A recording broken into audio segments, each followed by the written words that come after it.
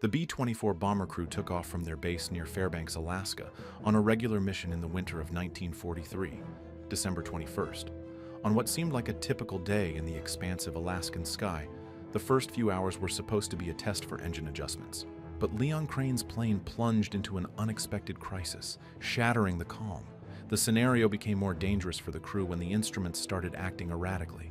As Leon Crane dangled under his parachute, he saw the bomber tumbling downhill in front of him, forcing him to jump. The rapid ejection of the co-pilot left Leon stranded in the freezing Alaskan tundra, with only the reverberations of the disaster to comfort him.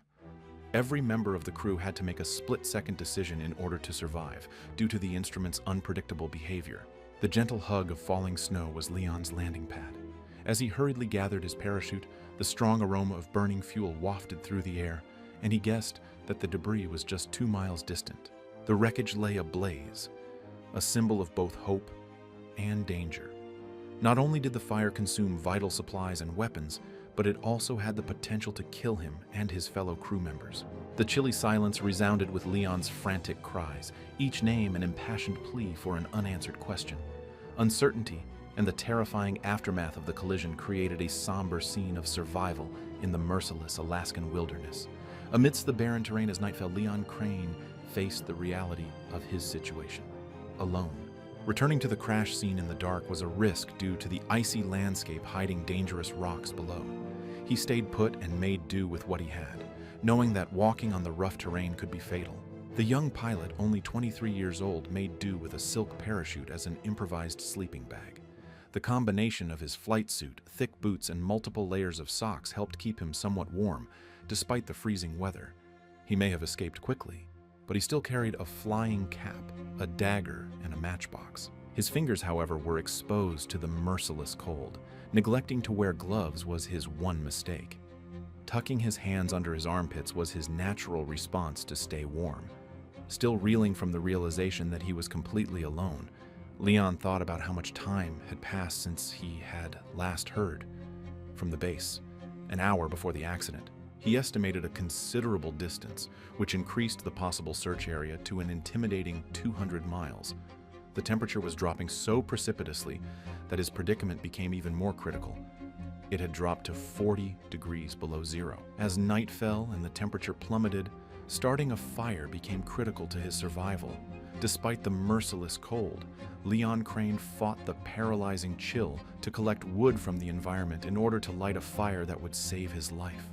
He fought through 4 matches, their weak flames providing little relief as his fingers drew near numbness. A flash of insight came over him as he thought of the letter his dad had given him. He burned the paper among the wood, sacrificing it for the sake of survival, and finally managed to kindle a fire. Drawing near the flames for warmth, he fell asleep, embraced by the parachute. As the sun began to rise, he took stock of his perilous position. Knowing that search operations in such places had a narrow window, he realized the limited daylight hours decreased the chances of rescue planes spotting him in time. Recognizing the imminent difficulties, he allowed the reality to sink in. The gurgling brook beneath the ice made water a non-issue. However, the frostbite symptoms that had begun to show on his fingertips made his situation even more dire. Realizing he had no choice but to follow the stream, in the hopes that it would take him to civilization, Leon faced the terrible reality. Gathering his few possessions, he made one last call to his fellow soldiers, only to receive an eerie silence in response. With the stream as his compass, he set off on an isolated trek, hoping it would lead him to the Yukon River and, maybe, to safety in the end. It was a formidable obstacle for Leon Crane to traverse the dangerous landscape. Frozen stones and waist-deep snow blocked his path, forcing him to push through for hours at a time. The arrival of night necessitated lighting another fire, a formidable operation, further complicated by the diminishing supply of matches. Then it hit him. In this merciless environment, his prospects of survival were delicately dependent on the quantity of matches he had left. Leon struggled with a tough choice as he drew near the fire, his gaze fixed on the hue of his palms. Due to the dangerous weather, he was advised to remain near the crash scene in the hopes of being rescued. But his willpower was weakened by hunger, driving him to seek food in this barren country. Because of their ubiquitous presence, squirrels quickly became the only accessible prey. Adjusting to his situation, Leon fashioned a spear out of scraps and danced comically with the evasive squirrels. His frustration grew as he continued to miss, until finally, he gave in to desperation and threw stones at the agile creatures. The following days passed in a rhythmic cycle of survival, seeking warmth in his parachute cocoon and hunting for food. At the same time, Leon was struggling to stay alive. The relentless hunt for the lost crew continued at the base. With a mix of optimism and desperation, more than 20 planes combed the enormous landscape. Unfortunately, no sightings were reported, bringing the base to a halt. The unattended lockers stood as a powerful representation of the silent sorrow that filled the airfield. In the midst of everyone's grief, Leon Crane refused to give in to hopelessness. Facing the unknowns of his destiny, he embraced resilience and forged a path across the treacherous wilderness. Leon Crane, whose determination to survive was unyielding, left the streamside route. 8 days after the plane disaster, he ventured further into the snow-covered wilderness, continuing on a treacherous journey into the unknown depths of the forest. He became accustomed to stumbling, falling, getting back up and pressing forward. 100 miles seemed to have passed in the 2 hours of grueling effort, yet he had only covered a few hundred meters. Finally giving in to exhaustion, he made his way back to the familiar ground of the riverbank. Leon fanned the dying embers of the fire, wrapped himself in the parachute, and went to sleep, having earned it. The next day, he mustered his determination again. This time, he found the courage to ford the river, weaving in and out of the snowy hills as he went. Around every bend, he imagined he would finally see the cabin that had eluded him before. As he looked up into the chimney, he could almost feel the heat and the promise of steaming coffee driving him forward. However, with each turn, another hill appeared. As twilight gave way to night, Leon tried to make out a distant form, the shape of a cabin emerging from the darkness. He sprinted toward it, yelling with elation as the revelation hit him. Upon reaching the shelter, he discovered it empty, except for a few bags lying on a table. With frozen fingers wrestling against knots, he resorted to using his knife, revealing a treasure trove of sugar, cocoa, powdered milk, and raisins. While lighting a fire and making cocoa, he ate a handful of raisins for a quick rush of energy before giving in to a much-needed nap. Leon awoke, stepped out of the hut, and saw the meandering river. Convinced that a village lay ahead, he embarked on his journey downstream. An hour later, the terrible reality hit him.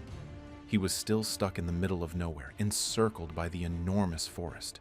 Confronted with the harsh truth of isolation, no village, no people, not even the evidence of animal footprints, returning to the cabin became the only realistic choice. Icicles clung painfully to his nose as he staggered along the river. Fighting the unrelenting advance of night became an obsession with survival. Every stride was a struggle. To stop would be to surrender to the chilling emptiness that loomed over him. The sight of the cabin brought a glimmer of hope as morning rekindled. After 30 hours of non-stop trekking, he had returned to the familiar refuge. Quickly rekindling the fire, Leon encased himself in the parachute and gave in to much-needed slumber after bursting through the door. But that relief didn't last long. His hunger finally woke him. Leon recalled seeing a small shed outside the cabin nearly buried under snow. Inside, he found a treasure trove of goods, including food, clothing, a gun with ammo, and insulated gloves. Over the next 3 weeks, he recovered his strength. Then, armed with ingenuity, he constructed a sled out of discarded boards, piled it with supplies, and set off on the challenging expedition. As he dragged the improvised sled laden with supplies, Leon Crane persevered through the never-ending battle with the snow. Despite the grueling journey, he remained resolute. In the first hour, he managed to cover only half a mile. After a long day of hiking, he would set up camp, rest, and resume his journey at dawn. 7 days after leaving the cabin, his legs moved more effortlessly, allowing him to cover 4 miles each day. Along the way, he encountered another deserted cabin, standing as a silent monument to the brutal isolation of the wilderness. Regardless, Crane continued marking the days, March 7th, 8th, and 9th. Then, on March 10th, he stumbled upon a clearing, decorated with pine boughs, a clear sign of a temporary flyover. Eventually, the forest gave way to another cabin, this one with smoke curling from its chimney and clotheslines swaying in the wind. As Crane approached, a man named Albert Ames, a local hunter, emerged. While Crane recounted his incredible survival story, Ames paused to smoke a cigarette, marveling at the extraordinary journey that had unfolded more than 100 miles downstream in the Alaskan wilderness. The next day, Ames hooked up his dog team, placed Crane on the sled, and set out toward the nearest airstrip. With that, Ames finally led Crane away from the merciless wild. If you've made it this far, thank you for being part of this amazing adventure. If you enjoyed this story, check out our channel for more intriguing videos. Your support means the world to us, and we can't wait to share even more captivating stories with you. Be sure to join us for the next video. Thank you.